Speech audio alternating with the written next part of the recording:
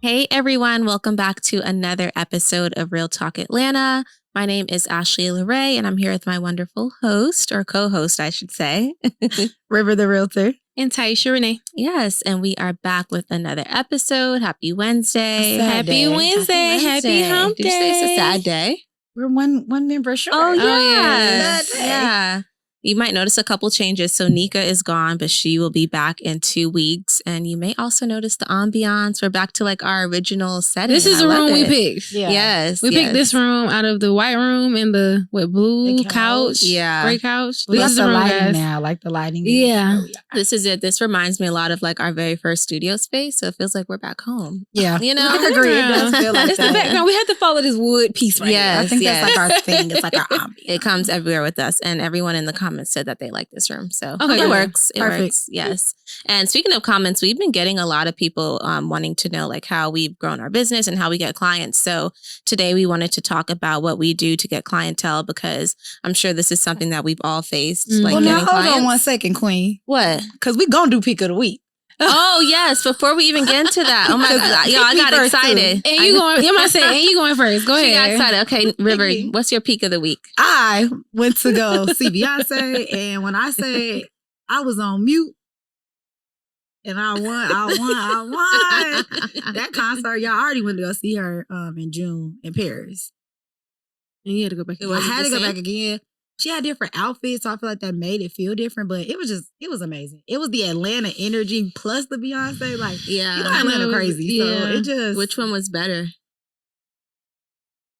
Yeah, go ahead, say Atlanta. it. Y'all Yeah, won. you Y'all know. won. Y'all won. It's like the trip was obviously better. Yeah, Yeah, one of yeah. Mercedes Benz, but like Atlanta bring the energy. Yeah, And the yeah. energy was there. So. Energy. It looked like everybody I know was And I'm going there. again. When? Oh, girl, to be determined. We're going to Houston and Miami though. I think the Miami one's on Friday. I might go. I might be there too. Hey, I might see you there. That's funny.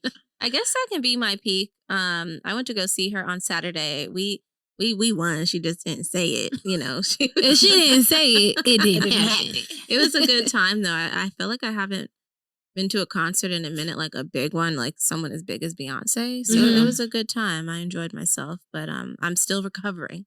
I don't bounce back like I used to. Okay, that's why I went on Friday. Yeah. Well, I didn't go to the concert, but I lived through Instagram. I'll say my pick of the week is I got a closing this week Yay. on Thursday. Come Recording this on. on one day, whatever. But I'm excited. That's exciting. First closing of August, first Love of 3. it. Congratulations. I love Yes, thank that. you, girl. Yes. Okay. Well, that's a perfect segue into the episode, because we're going Right. to talk about how we get our clients and our business, because I'm sure this is something that we've all faced, like Mhm. getting clientele, how we manage it, not even manage it, but just the anxiety of not knowing where your next client's going to come from. Mhm. So I kind of wanted to talk about our different strategies that we use to kind of get our clients and keep them. So The girls let's do don't it. like this one. yeah, I was about Giving up all the the TikTok tea. sound. Giving all the They tea. don't Gonna love love this. Yeah. So the first strategy I wanted us to talk about was social media, Of because course. that's something that we're all pretty big on. So Mhm. what would you guys say your strategies are for the internet? I would say for me, honestly, a lot of my clientele doesn't come from social media. I Mm. think, but I just have a good following just from like friends and people that I've met over the years. But I would say being consistent. I would say I had this, when we did that challenge for the 18, we had Oh, to post yeah. every Yeah. day, like 2 What was posts it per for day. 2 weeks? Was it? Yes. And I can tell like when you're posting consistent like that, like Mhm. it really ups your engagement, your followers, people who are clicking that link to book those consultations. So I will say posting consistently. I still try to have at least 3 posts per week now. Mhm. That's like my minimum. But sometimes I go weeks and it's one week I may not post something. Yeah, I'm like I'd be that worried. too. Like if I didn't see you when I see It's you, one I would be week. like, is that girl okay? I might, because I don't have anything to post. I feel feel that. you. And I don't want to Yeah. force content. Like, feel I don't that. have anything to post. So look at my story. Sometimes I'm not even on my story. I'm just not a social media girl. I hear you. I'm the I same have, to exact I have way. to force myself on there. So Yeah, be I'm- thankful when you see. Trust me, you preaching to the choir, because me, I don't like to, like you said, force post. And I'm one of Yeah. those people, like, I don't like to post something if I don't like it. Right. Yeah. So I don't want to put it out just to put it out there. So that's my big thing. If I don't love it, I don't want to post it. And a lot of times, like when I get into like my mood or my funk, I don't really let me not say I don't care about social media, but like when I need to focus on myself, I put that kind of on the back burner, but that's also my business, so I have to post. Yeah. And I it notice, has to fit the aesthetic of the right? page. Yeah, Like, it does. Social right? media is a job. I am Full-time. It is full-time. and it's one that I don't do. So that's the only reason why I think I'm able to reach the level of consistency that I feel like I need in my business. Like I used to kind of struggle and not do it, but then when I see the effects of it, it's like I gotta figure out how to mash it out. So I have a very consistent and strategic way of doing things. And now I have a marketing coordinator who like does the aesthetic piece. So now that I have like consistency, marketing coordinator, photographer, all of those things come together to build it. But I would say consistency. And I think like finding a lane that's for you on social media. I think everybody, I'm not gonna say everybody. Sorry, that's shady. A lot of people post the same things. And it's like, that's cool, but like I really don't want to keep seeing the same house. New construction, Fulton County. Like I've seen that already all day. I think you have to find something. And one thing I like was teaching in my mentorship program is like find you something that you can do on social media that's like independent to you. So people are gonna be like, oh, I love when Ashley posts her peak of the week or whatever. Just like make something I think that people can like look forward to on social media to set you apart because like, okay, we get it. Y'all on the same white couch with the same Versace book. The pompous in the back. Like, come on. That is so true. I feel the same exact way because there's like a million agents in the state of Georgia, but you got to figure out how you can make yourself different from everybody else. And that's something that I always try to do because I notice like sometimes I think that's why I don't even like getting on Instagram because I follow so many realtors. I was just saying that I have to unfollow somebody. Yeah, I keep digesting. I don't want to see real estate all day. What are jokes at? Yeah, like I come here to laugh, have fun. So I think it's fun about those real estate Instagrams. Okay, I'm like, I don't really be on it though. I will say the one thing now that social media is a part of like my business, I don't be on social media no more. Exactly. I was like, I don't even be. That's why when I come on y'all page, I'm like liking all the pictures because this is a job now. Yeah, this is not for my enjoyment. Like I am just working here. This is my job, and I need to get paid for this. You know why I'm here. You know why I'm here. You will not get anything personal. Yeah, but I do agree. Like once you are consistent and like you say, you see the effects and like the clientele that you're getting. Or like just like the huge boost in your business. Yeah, for sure. It kind of motivates you to keep doing it. And one thing that's helped me a lot since Instagram put out that feature, the schedule feature. Love it. Oh, I've heard about that. Out. Yeah, I don't got nothing to schedule. It's so great. You pick the day and the time and it automatically does everything for you. And that's what if you notice, I post the same. I try to post the I know exactly what they expect from you every week. And that's what y'all come here for. Y'all know. You'll see this face on Monday. I like to do that, but that's what the schedule thing kind of made it for me. So like Sunday, I'll pick my picture for the week. I'll pick my real talk clip for the week. God willing, I'll pick the house that I sold that week. I pick you know what I'm saying? I kind of keep that consistently going. That way I don't have to think about it. I can knock it out, but then I can also still pop in and see what my people's I do. Right. Shout out to our podcast because that gives me the content that I need. No, seriously. If I don't got nothing else to post, I'm like, let me go see if I can clip a little something. Because one of these episodes. The gems are definitely there. So. That's a good thing too. Like you said, like don't necessarily just steal it, but it's good to that's one thing I hate, y'all. I like when people are original, but it's good if you need some inspiration. Let's talk about it because I'm gonna just put it out there. Y'all know I gotta bring the shade. Why do y'all go on Ashley's Instagram and steal her content? Like, we don't see it.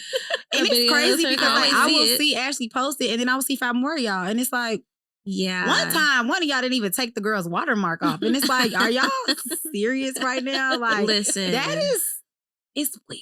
It's, I literally start saying, if I see one more post of mine, I'm blocking it. Most times, like the caption be the same. It's I'm literally going to block your page. No, please, just be original. And it takes me like a lot of time to make content. So to me, it's like a slap in the face. Truly, like, you know what I mean? But it's getting weird. Yeah. I mean, what do they say? Imitation is the best form of flattery. I'm not flattered. I'm irritated. Just don't do it. I'm concerned. That's what I am. But on to the next strategy that we use. So I think a good one is also like the partners that we work with. Yes, absolutely. Whether those are like lenders, out-of-state partners, you know. If your partners aren't benefiting your business in some type of way, I don't know why they're your partner. Yeah. Benefiting. Can you say that again? Sit up straight when you say it too. Thank you. If your partners are not benefiting your business in some way, shape, or form, why are they your partner? I'll be using that clip. Food for thought. From like your lender, if they're not getting the deal closed, if it's always something coming up on the deal, like why are you using them? Like if your inspector is missing things, your buyer calling you when you get in the house, like inspector didn't tell me the HVAC is broke. Why is that your inspector? Yeah. And I would say taking it a step further, I think when you think about these people you partner with to make the deal happen, let's talk about strategic relationships. I love a lender that can close the deal. What I love more than a lender that can close the deal is a lender that can bring one to the table. Right. Yes. I'm consistently giving you clients to pre-approve. I'm consistently giving you homes to inspect. I'm consistently bringing you these types of clientele for your business. How can you assist me and bring me clients? I think like with lender partners, a lot of times people reach out to the lender first. Why is your lender not referring you business? Like, I get that everybody's not set up in that capacity, but you should have somebody in each line of business who can refer you business because you're putting food on their table and you're eating noodles. It's not making sense. Like, Yeah, I definitely even agree if with it's that. not directly referring you a client, even if it's contributing to your marketing, like your emails, like any type of helping you co-brand, helping you get your name out there, like that should be a Even how just George strategic. did with you. I loved how when you had your home buyer seminar and he Mm-hmm. showed up to that. Supporting, who are sponsoring supporting you. events. Yeah. I think another big partner, I think it's good for agents to not dismiss like other realtors who are in different cities or different states. Right. Because there are a lot of people who may see you and want to work with you who are looking to relocate to where you are, and another agent is able to give you that business or that referral. I So would say that's important. one of my most popular ways. So my business is mostly on referrals, like all of my business mostly referrals from like family and friends, but then other agents as well. Like they always are sending people. So I definitely take care of my agents in other states for sure. I love And that. I say this again. I don't know why I be feeling the need to say the underlying thing here. Stop reaching out to that agent that has 100,000 followers on Instagram. She has a referral partner. It's not you. I'm not trying to be mean. But I think that's the word. It could be because I had one reach out to me. But okay. It could be. I'm not stealing y'all shine, but I'm saying like be strategic. I think we overlook agents that we feel like are on a smaller scale, and it's like those are the agents that really are looking to build those relationships. So it's like it's not that I'm saying a high-end agent or somebody who's super established is not going to reach out to you, but to me, it just makes more sense to build strategic relationships. If you're new in the business and you see somebody else who's new in the business, y'all both kind of coming up side by side, like link up with that person, like show support to the people who are kind of in the same, wave as you, because as you grow and they grow, now they're leaning on you. I think a lot of people who are in the business, they have this part figured out.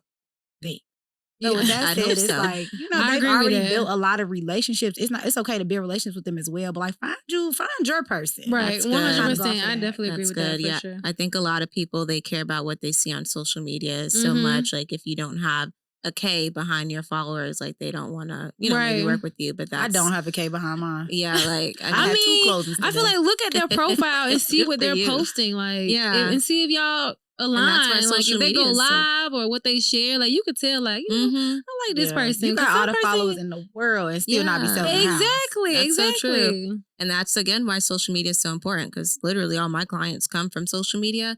But it's another way. I mean, social media connects you with people from all over the world. Yep. So that's another way for you to get referral partners as well. So on to the third strategy, which is not paid. Giving up all these free strategies. Okay, how many we giving today? Yeah, we the cap is gonna be 4. Okay. The cap is 4, because if Neika was here, would have been 1 for each person. Okay, I'm gonna stop it at 4. So the next one I wanted to talk about, and I don't know if you guys have experience with it, is paid leads. Okay. So have y'all done that before? I haven't. No, me neither. Well, but I've heard some success stories from it. Yeah, for sure. I think I've tried it before and it didn't work for me. Like when I first got my license, but I know there are a lot of agents who utilize that. I looked into it and it just was like, it gives scam likely. I didn't want to pay the money if I need to know for sure. Yeah, I need to know like for sure the lead is coming, and I think they say they give you it was like the realtor.com. Yeah. And it was like maybe 72 to 80 leads per year. And it's kind of like, okay, how many of these are closing? And when I was asking like, how many deals are these people closing out of this? Like, what's the closing rate? Because I know if someone's had this area before with this same plan, like, what's the closing rate? And they can't give you that. Wow. And that makes me a little weary. I agree. I've never used it for my business personally, but like when I started like kind of having a small team, it was something I wanted to bring on, because I'm super big on like if I'm gonna have a team of people, like I want to at least for sure, because I can't give you my personal leads, but I want to set up. So I tried the lead generation through realtor.com, and when I say it was like a big scam, I looked at it as like my charity for the year. Like I've given to a cause greater than myself because it did nothing for anybody. And we kind of did it through the organic. Now, I'm not saying it won't work for everybody, but I think there's a strategy behind that. So, like, really filtering through and figuring out what the areas are, right? Like, you have to go somewhere where, like, there's a high rate of homes coming to the market, or, like, in a certain price point that makes the most sense. I think it's a strategy behind using paid leads. And I'm going to be honest, I don't know what the strategy is. Right. But I have heard a lot of success stories too. So I think you got to learn the strategy and you also have to vet the company. Like every company is not, it sound good. It sound good, but it don't really be like that. So, yeah. And I wish Neika was here to talk about it today because I've spoken with her before about it. And I think she's used realtor.com before. And she said she's closed a few deals. Yeah. I think she said what her biggest thing is that she purchases like a specific zip code. She doesn't do it for just any strategy. place. It was a certain area. And it might be a little bit more. It's a higher investment, but you're more likely to get the deal to get the return. And I just can't risk it right now. Well, I think once I get a little bit more comfortable, it's like, okay, let me try it out. But right now, the money's too frugal. No, it was definitely a charity for me. So realtor charities is what I donated to this year. I hope the River Bonds charity. Yeah, I hope y'all get something from it because yeah. I mean, that's the beauty of real estate or being a realtor. What works for one agent doesn't work for the other next one. Yeah. You know? That's like cold calling. Oh, yeah. Yeah, I've never. Door knocking. Yeah. There's another one. I tried to couldn't pay me to. Well, depends on how much. How much are you paying? Like, that's depends on how like, much. I'm about to say, you're lying. Yeah. But I was like, I'm not going to lie. I had a closing last year, that $1 million house I sold. The listing agent told us she got the deal from door knocking. Wow. And the seller was saying like she came, she bought this beautiful candle. And like, you know, she could really tell like, you know, she was young, but she was like working for it. And like some people look and that's all they need, right? They need to see that you want it. And they're like, you know, this ain't my first rodeo on buying a house. So it's like, I'm not super hell bent on like having to get the perfect realtor. I can guide you through it. But some people just want to help you with the business. And it's like, you hungry for it. Like you was knocking on $1 million doors and say less. Look, I'm about to go knock on some doors and not get nothing. So it's like, you know. Somebody answered. And I think it's also, it depends on like the type of real estate or niche that you're in. Because I know in commercial real estate, like cold calling is really popular. Yes, oh, really? So, yeah. Interesting. Yeah. So what do they do? Call like plazas? Well, it depends on like if they're typically representing like the landlord or the tenant. Yeah. So a lot of times if they're representing the landlord, they'll call the building. Yeah, we do that. And then like in Chicago, like part of commercials, obviously like residential over a certain number of units. So like people who own multi-units, we have like this entire system that we use, and we pretty much call people who have had old houses because we have a lot of abandoned in Chicago too. We just call and say, hey, are you interested in selling this property? Like kind of vetting them. I will say that's the only time cold calling ever really worked was like for the commercial side of things, or like multiple unit buildings where people are like, I don't really know the value. Right. It's kind of educating them, but it's like homes that are not on the market, homes that, you know, have been abandoned, homes that have just been sitting there. And I think it does work. It definitely does. And with commercial, a lot of times, as far as leasing, it's sometimes public record of when that tenant's lease is up or when the unit in the building will be vacant. So it's good to maybe call like a couple months, like a year before it's vacant to kind of see, you know, what's going on, what their plans are. So that's a good tip. Yeah. Good. And so our final strategy that I wanted us to talk about is referrals from past clients, because that's a good way to get more business. For sure. So, and Miss Referral Queen. I love a good referral. I love referrals. Send them all to me. I mean, it's how you treat people. Like, yeah, for sure. Like when I'm just me. Like I'm just me. And nobody else. So, I mean, I've always been a hard worker. I've always been focused. So I feel like nobody's going to refer anybody to you if they didn't have a good experience. So if you know that, you know, you didn't provide the best service, this client is not happy, I don't think you should expect a referral from them. Right. Yeah, refer them to us. But I mean, I feel like if you always put your best foot forward, then there should be no reason why the client doesn't feel the need to refer you. Yeah, I think referrals are like organic business. And what I tell everybody is like, if you spend like the first, let's say 3 to 5 years, really just building this good book of business, really pouring into those clients. What people don't realize is clients are repeat clients. So my first time home buyers from 2021, come 2024 are going to be like not only ready to sell, but ready to buy. Exactly. So, you know, I sold 30 houses in 22. Right. In 25, 26, maybe 10 of them might want to sell. So that turns into 10 listings and maybe 10 possible new buyers just from the same book of business I've already built. So I think on top of like building a good network, you want to keep pouring into those people and check on your clients. I was just about I went to to my say client's son's second birthday this past weekend. And I remember the first time I showed her house, she walked in there with him in like a little carrier. And he is at his second birthday, like cutting the rug. And I'm just like, this is unreal. I sold him this house. This child is about to go to college. Like, I don't know. You just keep in touch with those and you build those organic relationships. Like that is the business, right? Yeah, I was really about to say that because you have to still nurture them. Like when I'm showing houses, like I make notes of like if they mention their anniversary if they mention their birthday, like all these special dates, so I could just send them a text or send them something like, last week I sent like an appreciation, thank you for your business, like a gift card, go get some Starbucks. Yeah. On me, like just to always remind them, like, because there's a lot of agents. And if it's like 5 years down the road, they could maybe forget about you, but not if you staying in touch, Yeah, absolutely. And I don't know, but I'm gonna stay where I'm at. But and you never know who your clients know. And I even think about like they could refer you to someone. Like I said, you just never know who they know. They could know Barack Obama, and then that's what I'm saying. Like that's what I'm saying. You never know who like. I have had people refer me who were not my clients, like people who I've worked with who wasn't ready to buy the house. It didn't work out. And they still will refer you out. Like I have had people who I meet elsewhere who may just like my personality and they be like, oh, my cousin is. It's just like who really does make a difference. And it's like you may not be my clientele or like my target audience, but your mama might be, your cousin might be. So one, be careful how you treat people, but two, like just stay in touch. Like remember to keep that sociable aspect of your business because you just never know. And that's a good thing that you said, like always be careful how you treat people because you may have a client who they want to purchase a home, but they might have to get some stuff together like their credit or their job, whatever it is.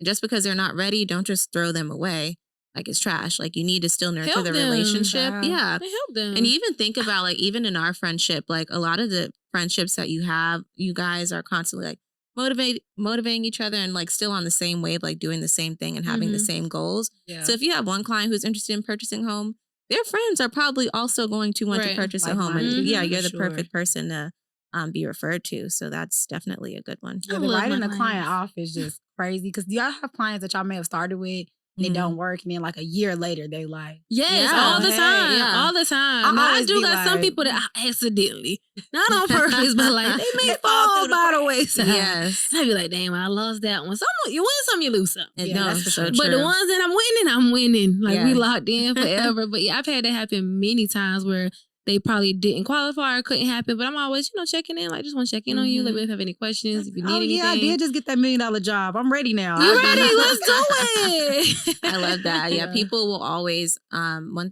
saying that I like is people will always remember how you treat them. Yeah. So that's always a good thing to keep in mind. That's a good nugget. Yeah. So that was pretty much it for our strategies that we use to retain our clients and get new business. So like we mentioned, it was social media, leveraging that. The partners that you work with is super important as well. What else did we say, guys? Sorry, my brain. Referrals and paid leads. Yes. Lead generation. Yeah. I'm sorry. Right. Got to be politically correct with the terms.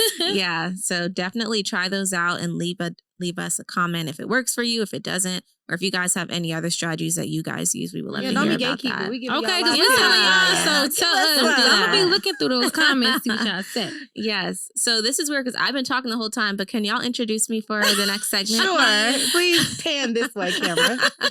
The next segment, we would love to bring to the floor our realtor back, Miss Ashley Lorraine.